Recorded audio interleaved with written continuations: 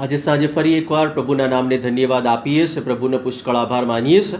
આપણે પ્રાર્થના કરીએ અને આજના વચનમાં જઈએ. સર્વસમર્થ અને સનાતન ઈશ્વર પિતા પ્રભુ પરમેશ્વર, અમે તમારા પવિત્ર અને મહાન નામને ધન્યવાદ આપીએ છીએ. તમારી મહાન કૃપા દયા અમારા જીવનમાં પૂરતી અને બસ છે માટે પ્રભુ અમે તમારો આભાર માનીએ છીએ. અમે વિશેષ પ્રાર્થના કરીએ છીએ પ્રભુ આજના દિવસને માટે. તમારું વચન પ્રભુ અમારી મધ્ય આવે, આખા દિવસમાં તમે કૃપા આપી સહાય કરી મદદ કરી. અત્યારે રાત્રિના સમયે પ્રભુ તમારી સહાય કૃપા દયા અમારી સાથે હોય એવું તમે થવા દેજો. અમારી પ્રાર્થના વાલા તારનાર પ્રભુ ઈસુ ખ્રિસ્ત નામથી માંગીએ છીએ, આમેન. આ સમયે પ્રભુના પવિત્ર વચનોમાંથી ગઈકાલે જે બાબતની આપણે વિશ્વાસી જીવન માટેની વાતચીત કરતા હતા અને એમાં આપણે થોડા આગળ વધવા માંગીએ છીએ અને ગીતશાસ્ત્ર 1 પર ફરી એકવાર આગળની જે કલમો છે બીજી કલમથી આગળ આપણે આજે જોવા માંગીએ છીએ. પ્રભુના પવિત્ર વચનોમાં ગઈકાલે આપણે એ પ્રમાણે શીખ્યા કે કઈ કઈ બાબતો એ નથી કરવાની, જેના વિષય પર પ્રભુનું વચન એ વાત કરે છે. આજે આપણે એ બાબત પર વાત કરવા માંગીએ છીએ કે કઈ કઈ બાબતો એવી છે કે જે વિશ્વાસી જીવનમાં પ્રભુના લોકો તરીકે આપણે કરવાની જરૂરિયાત છે. પ્રભુના વચનમાં લખવામાં આવ્યું છે બીજી કલમમાં, પણ યહોવાના નિયમશાસ્ત્રથી તે હર્ષ પામે છે અને રાત દિવસ તે તેના નિયમશાસ્ત્રનું મનન કરે છે. આ વ્યક્તિ કે જેને ધન્ય કહેવામાં આવ્યો છે, આ વ્યક્તિ જેના માટે એવું કહેવામાં આવ્યું કે અદ્ભુત એવો વ્યક્તિ છે, અને એ વ્યક્તિ યહોવાની જે વ્યવસ્થા છે, એ નિયમ આધારિત બાબતો છે, એમાં તેને આનંદ થાય છે. વલો ઘણી બધી વખત માણસને જ્યારે નિયમ બતાવવામાં આવે તેને એમ લાગે કે હું ગુલામ છું અને મારી પર કોઈકનું આધિપત્ય છે, હું અયોગ્ય વ્યક્તિ છું, ઘણું બધું લાગે. પરંતુ પ્રભુનું વચન કહેશે આ વ્યક્તિ એ નિયમ શાસ્ત્રથી તે હર્ષ પામે છે, કારણ કે સંપૂર્ણપણે એ નિયમ શાસ્ત્રને આધીન રહેવાનો પ્રયત્ન કરે છે અને રાત દિવસ તેના નિયમ જે છે એનું મનન કરે છે. ભલાઓ, આ મનન કરવાની વાત, એમાં જો ઓરિજિનલ ભાષાંતર કરવામાં આવે તો તે ધ્યાન કરે છે એ પ્રમાણે કહી શકાય. એનો મતલબ કે ફક્ત વાંચવું નહીં, પરંતુ એ દરેક વચનો પર ચિંતન કરવું અને તેને જીવનમાં ઉતારવું.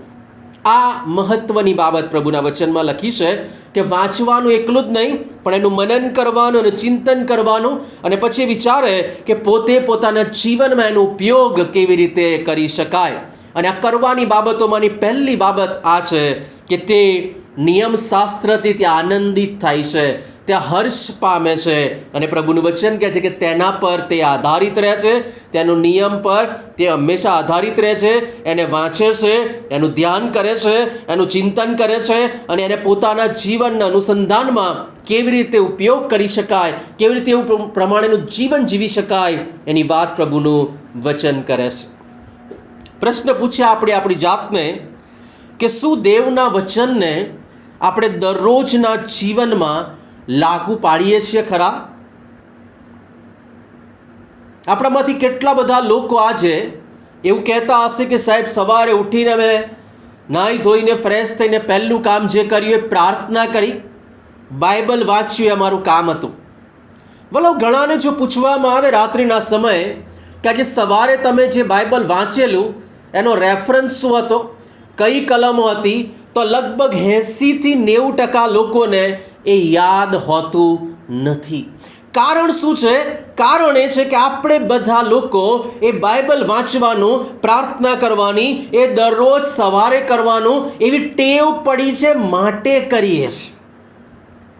પ્રભુનું વચન કે જે નિયમ શાસ્ત્રથી આ વ્યક્તિ હર્ષ પામે છે અને એનું શું કરે છે? વાંચન તો કરે પણ મનન કરે છે. આપણે મનન નથી કરતા. મનનનો મતલબ એવો થાય કે આ બાઇબલનું વચન એક એવો અરીસો છે કે જેમાં હું મારી જાતને જોઉં છું, એમાં મારી જાત કેવી છે, હું કેવો દેખાઉં છું, એમાં મને ખબર પડે છે. એ વચન આધારિત અરીસામાં એમાં જોતા હોઈએ તો યાદ પણ રહે, મનન કરતા હોય તો મનમાં, હૃદયમાં, જીવનમાં પણ એ હંમેશા માટે લાગુકરણ રહે. પણ આપણે શું કરીએ છીએ? એક ઉપલી મેળી લઈએ, કાં તો કોઈ પણ એવું વાંચનનું જે પુસ્તક હોય દરરોજના વાંચનનું, એ પુસ્તક લઈએ અને વાંચન પછી શું કરીએ? વાંચી લઈએ, ફટફટ ફટફટ વાંચી, થોડીક પ્રાર્થના કરી અને બસ આપણા કામમાં પરોવાઈ જઈએ. વલવજી કરવાની બાબત એ છે કે આ જે સવારે જે વચન વાંચ્યું એને આખા દિવસ દરમિયાન પોતાના કામમાં પરોવાયેલા હોય, કોઈ નોકરીના સ્થળ પર હોય, મુસાફરી કરતા હોય, એ સમયોમાં આપણા મનમાં અને હૃદયમાં એ વચન રહે અને વચન પ્રમાણે જીવન જીવવાની જરૂરિયાત છે. એ વચનનું દિવસભર મનન કરીએ તો આપણને ખબર પડે કે વચન ખરા અર્થમાં શું કહે છે. વલો પ્રભુના વચનમાં લખવામાં આવ્યું છે, શું ન કરવું તો આપણે બેસવું નહીં દુષ્ટોની સાથે, પાપીઓના માર્ગમાં ઊભા રહેવું નહીં અને ઠઠ્ઠા કરનારાઓની સભામાં, મજાક કરનારાઓની સભામાં આપણે બેસીએ નહીં. પરંતુ એથી વિશેષ કહે છે, પ્રભુના જે વ્યવસ્થાઓ છે, પ્રભુના જે નિયમો છે, એ નિયમોની અંદર આનંદિત રહેવું. કારણ કે બાળકના માટે નિયમ જ્યારે મા બાપ બનાવે તેને હાનિ કરવાને માટે ન હોય, પણ એ સારું કેવી રીતે બને, યોગ્ય જીવન કેવી રીતે જીવે એના માટે હોય છે. અહીંયા તમારો ને મારો પ્રભુ પણ એ તમને ને મને નિયમ જે આપે છે તો આનંદ કરવાનો કે મને નિયમ એટલા માટે મળ્યો કે હું પ્રભુનો દીકરો છું, હું પ્રભુની દીકરી છું અને એમાં મારે ચાલવાનું છે, પ્રભુની આત્મિકતામાં ચાલવાનું છે. મારે બીજા લોકો માટે એક નમૂનારૂપ વ્યક્તિ બનવાનું છે. અને એટલાને માટે પ્રભુનું વચન કે જે ફક્ત વાંચવું નહીં પણ એને જીવનમાં ઉતારવું બહુ જરૂરી છે. કેટલા બધા લોકો આજે સંદેશાઓ સાંભળે છે, ઓનલાઈન સાંભળે, ઓફલાઈન સાંભળે, ચર્ચમાં જાય, નોંધ કરે, બધું કરે, પણ જેવી તકલીફ આવે કે મુખમાંથી વચનની જગ્યાએ અપશબ્દો નીકળે છે. કેમ? કારણ કે પેલું બધું બાહ્ય છે અને બાહ્ય રીતે કરવાની કોશિશ કરવામાં આવે છે, લોકોને ગમે છે, સારું લાગે છે, માટે વચનો સાંભળીએ છીએ. કેટલી બધી વાર ઘણા બધા વચનો આપણે સાંભળીએ છીએ, એ વચનોમાં આપણને બહુ મજા આવે. ઘણા બધા લોકો કે સાહેબ અમે ગઈકાલે ફલાણી જગ્યા પર વચન સાંભળ્યું, બહુ મજા આવી. બોલો, વચનો કદી પણ મજા લાવવા માટે હોતા નથી. વચનો આપણે આત્મિક જીવનમાં ઉન્નતિ પામીએ એના માટે હોય છે. એ વચનનું મનન કરો ને કોઈકનું પણ સાંભળો, તેમાં વિચાર કરજો કે એમાં જે વાર્તાઓ કરવામાં આવે છે, જાત જાતના ઉદાહરણો આપવામાં આવે છે, એ શું એ સંદેશાને, એ પ્રભુના વચનને, એ મનનને લગતા છે કે નહીં? બહુ દુઃખ સાથે કહેવું પડે છે આજે કે કેટલા બધા વચનો જેને આપણે સાંભળીએ છીએ એ આત્મિક મનોરંજન છે. સાંભળીએ છીએ ત્યાં સુધી બહુ સારું લાગે છે, પૂરું થાય પછી બસ કશું જ નહીં. ના એમાંથી ઉત્તેજન મળે, ના એમાંથી દિલાસો મળે, ના પ્રભુના વધસ્તંભની આગળ દોરવામાં આવે, કશું જ નહીં. વલો એ ખરેખર વચન છે, પ્રભુનું નહીં, દુનિયાનું વચન છે. ગમે એવું લાગે છે, આત્મિક જેવું લાગે છે, પેલા જૂઠા પ્રબોધકો જેવું છે કે દૂરથી સરસ દેખાય પણ અંદરથી તમે શોધવાની કોશિશ કરો, અંદર બધું ખોખલું, નકામું, સડી ગયેલું દેખાય છે. વચન સાંભળીએ ત્યારે પણ વિચાર કરીએ, જે વચન આપણા આત્મિક જીવનને ઉન્નતિ પમાડનારું નથી તે વચન નકામું છે. પ્રભુના રાજ્યને માટેની કોઈ કિંમત નથી. અને એટલાને માટે આપણું પ્રભુના વચનમાં લખવામાં આવ્યું કે આ જે માણસ છે કે જેને ધન્ય કહેવામાં આવ્યો, સારો માણસ કહેવામાં આવ્યો, એ માણસ યહોવાના નિયમ શાસ્ત્રથી હર્ષ પામે છે. જગતની વાતો, જગતના ઉદાહરણો, જગતની વાર્તાઓ, વોટ્સએપ ને ફેસબુક પર આવેલી વાર્તાઓથી નથી આનંદ પામતો, એ યહોવાના નિયમ શાસ્ત્રથી હર્ષ પામે છે. વલો એ બાબત પર વિચાર કરવાની જરૂર છે કે આપણે આજે શું, જે બાઇબલ આપણી હાથમાં પ્રભુએ મૂક્યું છે એનાથી હર્ષ પામીએ છીએ ખરા? શું આપણને એનાથી આનંદ થાય છે?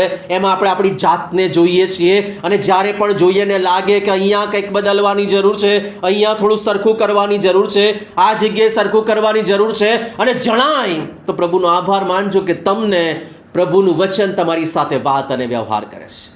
જો નથી કરતું ને બધું જ સરસ બતાવે છે, તમે બહુ સારા છો, બહુ સારા છો, બહુ જ સારા છો, તો વાલો વિચાર કરજો કે તમને એક ખોટા આત્મિક માર્ગ પર લઈ જવાનો પ્રયત્ન કરવામાં આવે છે, જે ખરેખર દુન્યવી માર્ગ છે પણ એને કવર આત્મિક માર્ગનું પહેરાવવામાં આવ્યું છે.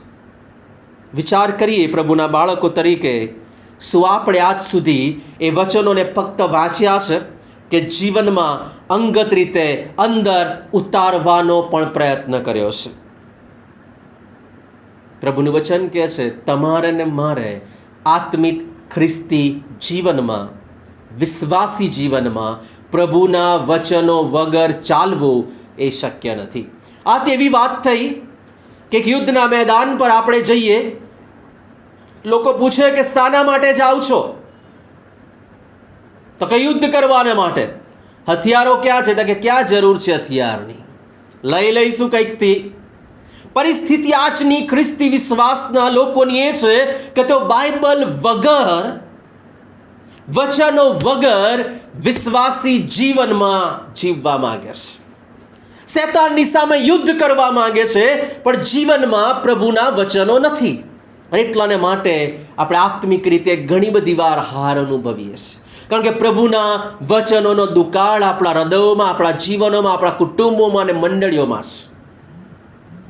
ઘણી બધી વખત એવું થાય કે ફક્ત આપણને આશીર્વાદ આપનારા વચનો ગમે છે.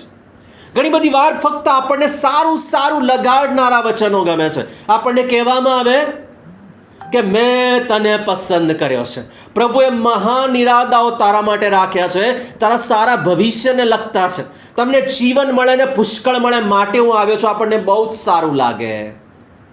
આપણને એ વચન નથી ગમતું કે આજે રાત્રે તારો જીવ તારી પાસેથી લઈ લેવામાં આવશે.